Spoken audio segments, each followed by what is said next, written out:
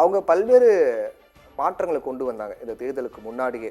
அங்கே முதலமைச்சராக இருந்த மனோகர் கட்டார் மாற்றப்பட்டார். கடும் அதிருப்தி காரணமாக இது பாஜக எப்பவுமே செய்யக்கூடிய ஒரு வேலையாக தான் இருக்கும், ஒரு ஃபார்முலா தான் அது. ஒரு அதிருப்தி இருக்குன்னா டக்குனு அங்கே சிஎம் சேஞ்ச் பண்ணிட்டு உடனே வேற ஒரு நபரை கொண்டு வராங்க. நயாப் சிங் சைனி கொண்டு வந்தாங்க. இந்த மாதிரி மேற்கொள்ளப்பட்ட மாற்றங்கள் அவங்களுக்கு ஒர்க் அவுட் ஆகியிருக்கு அப்படின்னு எடுத்துக்கலாமா இந்த தேர்தல் முடிவு பார்க்கும்போது? இல்லை, கட்டார் ஜாட் சமுதாயத்தை சார்ந்தவர் அல்ல. அது ஒரு அதிருப்தி அவர் மேலே இருந்துச்சு. அவர் மேலே ஊழல் குற்றச்சாட்டுகளும் வந்துருச்சு. அதனால் அவரை கொஞ்சம் முன்னாடியே நீக்கியிருந்தால் நல்லா இருக்குங்கிற மாதிரி சொன்னாங்க. தேர்தல் நேரத்துக்கு முன்கூட்டியே நீக்கியிருந்தால் இன்னும் கொஞ்சம் பாஜகவுக்கு பலம் கிடைச்சிருக்குன்னு சொன்னாங்க. பட் அது அவரை நீக்கியதும் அவங்களுக்கு பெரிய அளவுக்கு ஒரு நம்பிக்கையை கொடுத்துருக்குது. இன்னொன்று, அவரை நீக்கினதுனால அந்த விவசாயிகள் மீது நடந்த அந்த துப்பாக்கி சூடு அவர் இருந்தார், அப்போ முதல்வராக இருந்தார் இல்லையா, அவர் தான் அதுக்கு ஆணையிட்டாருங்கிற அவர் மேலே அந்த கோபம் கொஞ்சம் அடங்கியிருக்கும்னு நினைக்கிறேன். விவசாயிகளுக்கு இருக்கக்கூடிய கோபம் அடங்கியிருக்கும். இன்னொன்று இந்த காங்கிரஸ் ஆட்சி செய்யக்கூடிய பஞ்சாப் மாநிலத்துக்கும் ஹரியானா மாநிலத்துக்கும் இந்த சட்லஜ் யமுனா லிங்க் கேனால் அந்த கால்வாய் விஷயத்தில் அதில் கொஞ்சம் பிரச்சனைகள் இருந்துக்கிட்டே இருக்குது. அது கூட ஒரு முக்கியமான ரோல் ப்ளே பண்ணியிருக்கலாம். காங்கிரஸ் ஹரியானாக்கு பஞ்சாபில் ஆட்சி செய்யக்கூடிய காங்கிரஸ் இல்லாட்டி ஆம் ஆத்மி அந்த அவங்க இது ஹரியானாவுக்கு சாதகமாக இல்லை இந்த விஷயத்தில் அப்படிங்கிற ஒரு குறையும் அங்கே இருந்திருக்க முடியும். அது ஒரு ஆம் ஆத்மி அங்கே ஆமாம் எதுவும் வாக்கு பெற முடியல, கம்ப்ளீட்டாக ஆம் ஆத்மி தொடர்ச்சி எறியப்பட்டு விட்டது. அப்போ அதுக்கு இதுதான் காரணம்ன்றீங்க? அது ஒரு சின்ன காரணம். பல காரணங்களை தேடுறோம். இப்போ ஏன் பாஜக இவ்வளோத்துக்கு திரும்பி வர முடியும்? டெல்லி வந்துட்டாங்க, பஞ்சாப் வந்துட்டாங்க, பக்கத்தில் ஹரியானாவில் வர முடியல அப்படின்னா அது ஒரு பாஜகவுக்கு இது ஒரு பெரிய ப்ளஸ் தான். அவங்க 20 மாநிலங்களில் அவங்களுடைய ஆட்சி இருக்குங்கிறத தக்க வச்சுக்கிடுவாங்க ஹரியானாவில் ஜெயிச்சிட்டா. அதனால் ஜம்மு காஷ்மீர் இப்போ இந்த இன்னொரு முக்கியமாக இப்ராஹிம் நண்பர் சொன்னார், இது இவிஎம் ஓட்டிங் மிஷின்ஸை பற்றி சொன்னார். அது எப்போன்னா எதிர்கட்சிகள் தோக்கும்போது அதை சொல்கிறாங்க.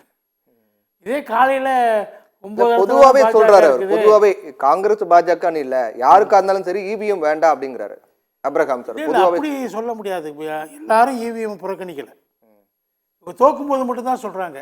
ஜெயிக்கும் போது நாடாளுமன்ற தேர்தலில் பாஜக பின்னடைவை சந்திக்கும் போது இவங்க இவிஎம் இருந்தாலும் ஒரு முழுமையான ஒரு நம்ம போட்டு கரெக்டாக தான் போயிருக்கு, கரெக்டாக எண்ணிக்கையில் வந்திருக்குன்றத ஒரு முழுமையான ஒரு முடிவுக்கு நம்மளால் வர முடியல இவிஎம் பொறுத்த வரைக்கும். இல்லை, இவிஎம் மட்டும் இருந்தப்போ அந்த பிரச்சனை இருந்துச்சு. விவிபேட் வந்த பிறகு இந்த சமீபத்தில் கூட இந்த பேஜர் அட்டாக்லாம் பார்த்துறீங்களா சார்?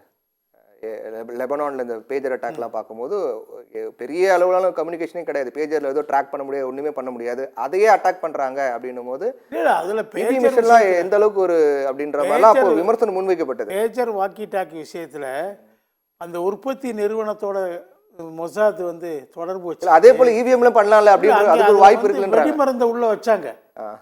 இவிஎம்ல நீங்கள் அப்படி செய்ய முடியாது. ஒவ்வொரு இவிஎம்மும் டெஸ்ட் பண்ணுறாங்க. தேர்தலுக்கு வாக்கு எண்ணிக்கைக்கு முன்னாடி முதல்ல டெஸ்ட் பண்ணுவாங்க. அப்போயே அதில் இருக்குது. அதில் ரிமோட் ஆப்ரேஷன் வாய்ப்பு இருக்காங்கிறத இல்லைன்னு ரூல் அவுட் பண்ணியிருக்காங்க உச்சநீதிமன்றம் அமைத்த ஒரு நிபுணர் குழு. உச்சநீதிமன்றம் அது பெர்ஃபெக்டாக தான் இருக்குன்னு சொல்லிட்டாங்க. இன்னைக்கும் இந்த இவிஎம் கொண்டு வந்தது காங்கிரஸ். அவங்க அப்போ ஒன்றும் அதை பற்றி பேசலை. அவங்க அப்பயே கொண்டு வந்திருக்கக்கூடாது, கொண்டு வந்தாங்க. அதை இம்ப்ரூவ் பண்ணியிருக்காங்க விவிபேட் வந்த பிறகு. இப்போ உதாரணமாக நீங்கள் எடுத்துக்கிட்டிங்கன்னா, அமெரிக்கா ஒரு பெரிய ஜனநாயக நாடு சொல்கிறோம். அங்கே மாநிலங்கள் தான் தேர்தல் அதிகாரிகள் இருக்காங்க, மாநில அளவில் தான். ரெண்டாவது வாக்குப்பதிவு இன்னைக்கு நடக்குது அப்படின்னா மற்ற நாடுகளில் முடிஞ்ச உடனே கவுண்டிங் ஸ்டார்ட் பண்ணுறாங்க. ஆனால் இந்தியாவில் மட்டும் தான் மாத கணக்கில் அது கிடப்பில் இருக்குது. இல்லை, அது பல கட்ட தேர்தல் இருக்கும்போது அந்த மாதிரி வரும். இதில் அப்படி ஒன்று ரொம்ப நாள் எடுத்துக்கிறல. அந்த நீங்கள் இப்போ ஒரு சின்ன நாட்டில் உடனே என்னலாம், பெரிய நாட்டில் அந்த இவிஎம் மெஷின்ஸை எடுத்துகிட்டு போக வேண்டியிருக்குல்ல, இது கவுண்டிங் சென்டர்ஸ்க்கு எடுத்துகிட்டு போகணும். இவிஎம்மில் விவிபேட் வந்த பிறகு செக்இன் சிஸ்டம் இருக்குது. நீங்கள் ஓட்டு போடுறது உடனே தெரியுது ஸ்க்ரீனில். அதனால் அதை அந்த ஸ்லிப்பும் போகுது. உங்களுக்கு டவுட் இருந்தால் அந்த ஸ்லிப்போடு வாங்கி பார்க்கலான்னு வந்தாச்சு. ஆக ரெண்டையும் டேலி வேறு பண்ணுறாங்க. டேலி கரெக்டாக இருந்தால் தான் அந்த அந்த பர்டிகுலர் ஏரியாவில் அந்த பூத்தில் அதை ஓகே பண்ணுறாங்க. டேலி ஆகலைன்னா அந்த பூத்தில் திரும்ப ரீகவுண்டிங் வருது. ரீகவுண்டிங் மட்டும் இல்லை, ரீ எலெக்ஷன் கூட வரும். அதனால் அந்த மாதிரி இப்போ விவிபேட் வந்த பிறகு ஐரோப்பிய நாடுகள் என்ன சொல்கிறாங்க, இந்தியாவிலேருந்து விவிபேட்டுக்கு ஆர்டர் கொடுக்குறாங்க. அது வந்து தங்களுடைய இவிஎம்ஸை பெர்ஃபெக்ட் பண்ணும் அப்படின்னு சொல்லி, செக்இன் சிஸ்டம் அதில் வரும்னு சொல்லி அவங்களே ஆர்டர் பண்ணுறாங்க இந்தியாவிலேருந்து விவிபேட்டை வச்சு. அதனால் இது வந்து இப்போ நான் சொன்னது மாதிரி அமெரிக்காவிலேயே பாதி மாநிலங்களில் இன்னும் கூட இவிஎம் இருக்குது, சீக்ரெட் பேலட்டும் இந்த பேப்பர் பேலட்டும் இருக்குது. சரி, அப்போ அதை பற்றி அவங்க பேசுறது எக்ஸ்பெரிமெண்ட் பண்ணிகிட்டே இருக்கிறாங்க. ஆ, அவங்களாம் இன்னும் ஒரு முடிவுக்கு வர முடியல எது பெஸ்ட்டுன்னு சொல்லிட்டு.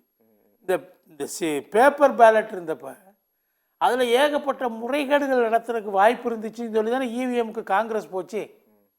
அதில் ஏகப்பட்ட முறைகேடுகள் நடப்பதற்கு பூத்தை கேப்சர் பண்ணி ஓட்டுகளை போட்டுட்டு போகலாம் இல்லையா, ஒரு கட்சிக்கு ஓட்டுகளை போட்டுட்டு போகலாம், எல்லாரையும் வெட்டி அடிச்சுட்டு ரவுடிகளை வச்சுக்கிட்டு பூத்துகளில் கேப்சர் பண்ணி நீங்கள் ஓட்டிங் போட்டு போகலாமே. அந்த வாய்ப்புகள்லாம் அந்த இப்போ இவிஎம் அதை பற்றி பேசுறது தேவையற்றது. இவிஎம் வந்து ஒரு அட்வான்ஸ்மெண்ட்டுங்க. சரி, இந்தியா மாதிரியான பின்தங்கிய நாடுகளில், மக்கள் தொகை அதிகமாக இருக்கக்கூடிய நாடுகளில், இங்கே இந்த முன்னாடிலாம் பீகார்லலாம் துப்பாக்கியோடு தான் வருவாங்க. தேர்தல் நடந்தால் துப்பாக்கிகள் இருக்கும்.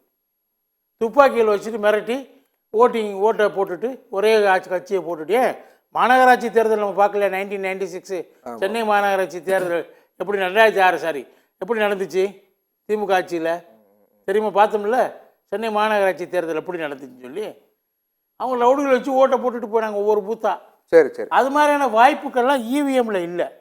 அதனால் இது பெட்டர் டெவலப்மெண்ட் வந்திருக்கு. நீங்கள் வெற்றி அடையும் போது அதை சொல்ல மாட்டேங்கிறீங்க. நீங்கள் இப்போ காலையில் சொல்ல மாட்டேங்கிறீங்க, ஹரியானாவில் காலையில் உங்களுக்கு ஃபேவரபுளாக இருந்தப்போ சொல்லலை. இப்போ நீங்கள் தோல்வி முகத்தை சந்திக்கிறப்போ இவிஎம் மேலே போகிறீங்க. சரி.